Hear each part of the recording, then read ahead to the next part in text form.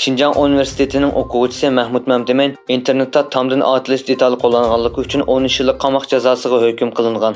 Erkin Osiyo radiosining xabar qilishicha, Mahmud Mamtiman mazkur institutning kompyuter ilmi kasbida o'qigan bo'lib, u qo'l telefonida internetda tomdan otilish detali VPN ishlatganlik uchun gumonli shaxsga aylangan.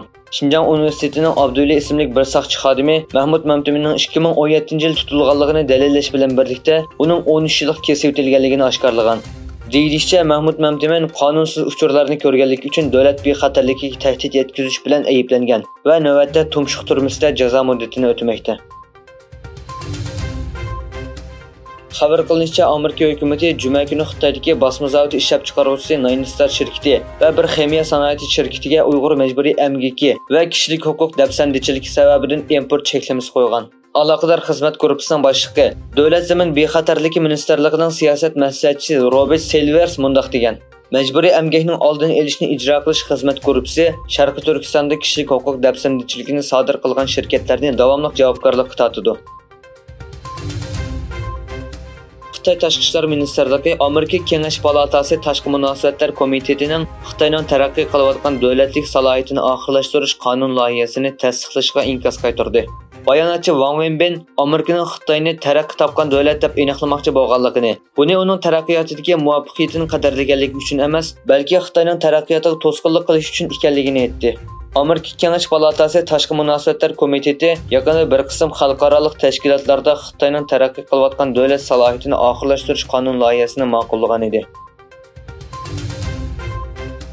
Amerika Tashqi ishlar ministri Blinken bu yil 2-oydan beri kechiktirilib kelgan Xitoy ziyaratining kelar hafta olib berilganligini bildirdi. Blinkenning Xitoy ziyarati o'tgan qatim bir Xitoy josuslik sharining Amerika havo boshlig'iga kirishi sababidan kechiktirilgan. Shvetsiya bosh ministri Ulf Kristersson Shimoliy Atlantik ahdi tashkiloti askarlarining bu davlatga vaqtliq o'rinlashtirishiga yo'l qo'yganligini e'lon qildi. 4-oyda Finlandiya Shimoliy Atlantik ahdi tashkilotining 31-a'zosiga aylandi. Turkiya va Vengriya bo'lsa Shvetsiyaning a'zoligini tasdiqlamadi.